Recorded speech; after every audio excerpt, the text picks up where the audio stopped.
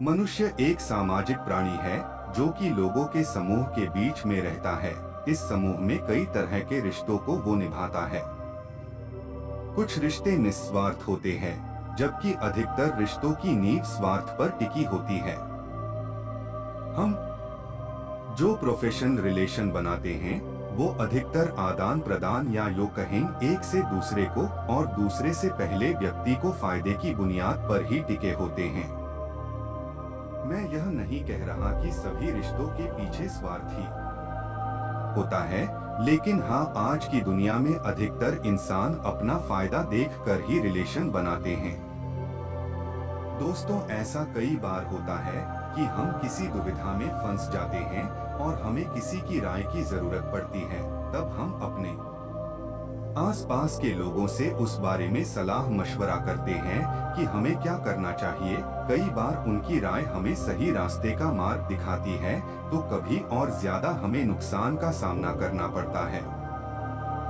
आइए इसे विस्तार से जानते हैं। अगर वीडियो अच्छा लगे तो चैनल को सब्सक्राइब जरूर करें। चलिए शुरू करते हैं।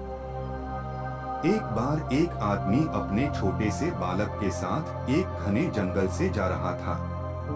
तभी रास्ते में उस बालक को प्यास लगी और उसे पानी पिलाने उसका पिता उसे एक नदी पर ले गया। नदी पर पानी पीते पीते अचानक वो बालक पानी में गिर गया और डूबने से उसके प्राण निकल गए। वो आदमी बड़ा दुखी हुआ और उसने सोचा कि इस घने जंगल में इस बालक की अंतिम क्रिया किस प्रकार करूं।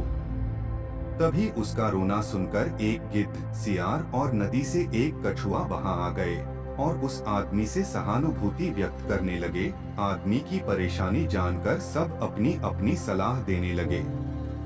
सियार ने लार टपकाते हुए कहा, ऐसा करो, इस बालक के शरीर को इस जंगल में ही किसी चट्टान के ऊपर छोड़ जाओ, धरती माता इसका उद्धार कर देगी। तभी गिद्ध अपनी खुशी छुपाते हुए बोला, नहीं, धरती पर तो इसको जानवर खा जाएंगे। ऐसा करो, इसे किसी वृक्ष के ऊपर डाल दो ताकि सूरज की गर्मी से इसकी अंतिम गति अच्छी हो जाएगी। उन दोनों की बातें सुनकर कछुआ भी अपनी भूख को छुपाते हुआ बोला, नहीं, आप इन दोनों की बातों में मत आओ। इस बालक की जान पानी में गई है, इसलिए आप इसे नदी में ही बहा दो। और इसके बाद तीनों अपने अपने कहे अनुसार उस आदमी पर जोर डालने लगे। तब उस आदमी ने अपने विवेक का सहारा लिया और उन तीनों से कहा, तुम तीनों की सहानुभूति भरी सलाह में मुझे तुम्हारे स्वार्थ की गंध आ रही है।